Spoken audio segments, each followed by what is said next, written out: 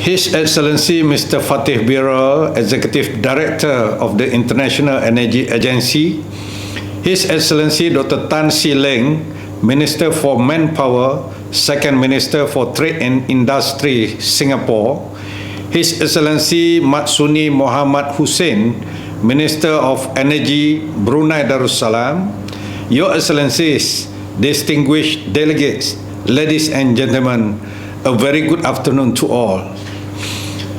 First and foremost, I would like to thank the Energy Market Authority Singapore for inviting me to this auspicious event.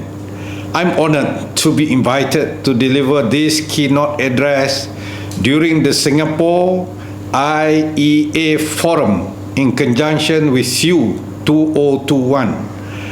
I'm also pleased for the opportunity to engage virtually with professionals and experts in energy from all over the world. Distinguished guests, ladies and gentlemen, as the global community slowly recovers from the impact of the COVID-19 pandemic and the aftermath of an economic slowdown, the world is now facing a new energy crisis, the likes of which it has not been experienced since 1970s. We are witnessing the European and Asian gas prices soar to an all-time high. The oil price is at a 3-year high, and the price of coal is rising due to shortages in countries such as China, India, and Germany. It is estimated that the energy crisis will last well into 2022, which will see many countries grappling with the prolonged impact. However, as Albert Einstein once said, in the middle of every difficulties lies opportunity. Malaysia believes that the current crisis presents an opportunity to push our climate agenda forward. Hence, in launching the 12th Malaysia Plan, our Prime Minister Yang Berhormat Datuk Seri Ismail Sabri had announced Malaysia's climate aspiration to achieve net zero GHG emission earliest by 2050. Blessed with an abundance of indigenous renewable energy sources such as solar, hydro, biomass and biogas, we believe that Malaysia can fully optimize its RE sources to help accelerate its economic recovery whilst transitioning its energy system. Currently, the installed capacity for RE in Malaysia is 8,520 megawatts, or 23% of the total capacity mix.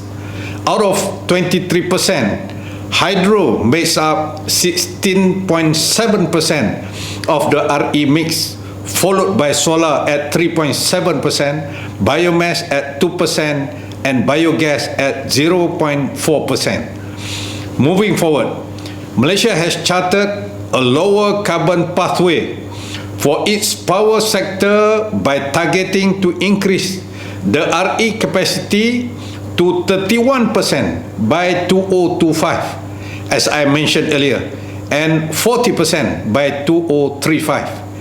In terms of megawatt, the RE installed capacity is projected to more than double to 18,000 megawatt by 2035.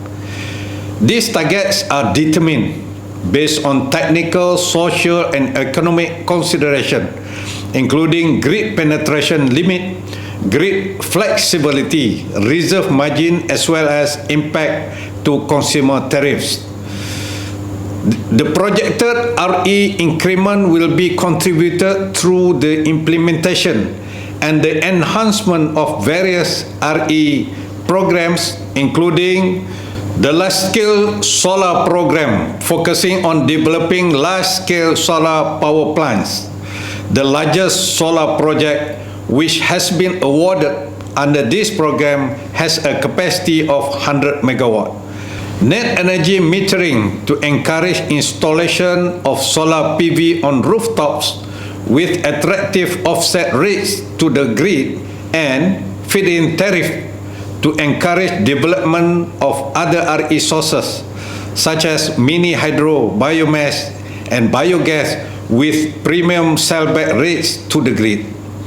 Malaysia has also established its own renewable energy certificate tracking platform, which allows for the trading of RECs, and our RECs adhere to the International Renewable Energy Certificate standard.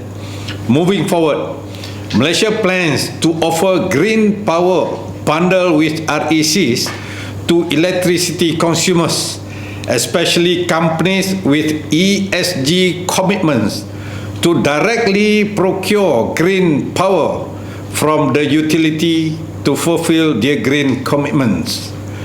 Implementation of these initiatives will boost our economic growth by providing new investment opportunities and creating new job opportunities.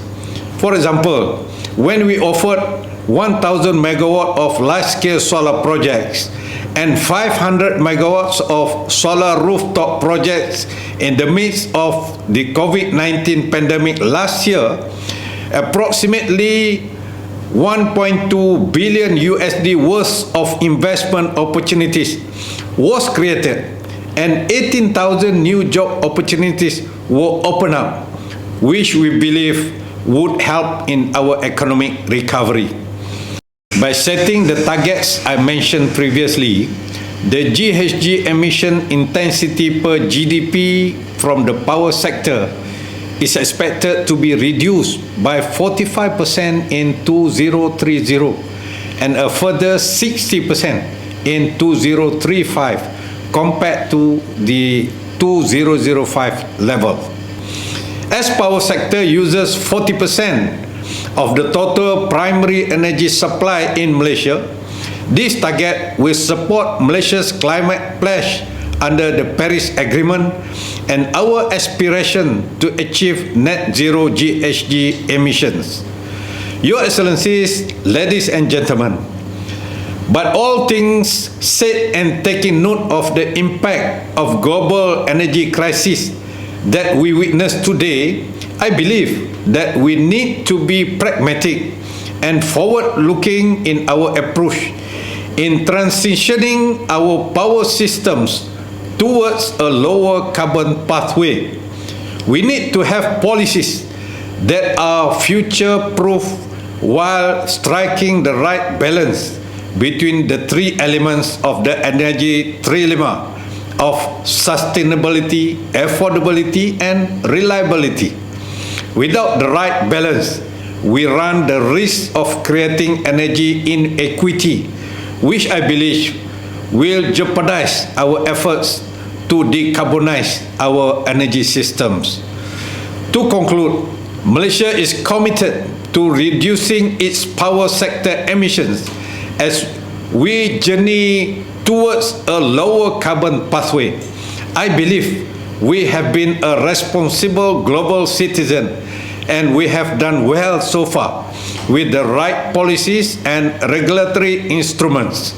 We have opened up lots of opportunities for businesses and industry players, especially in the solar industry.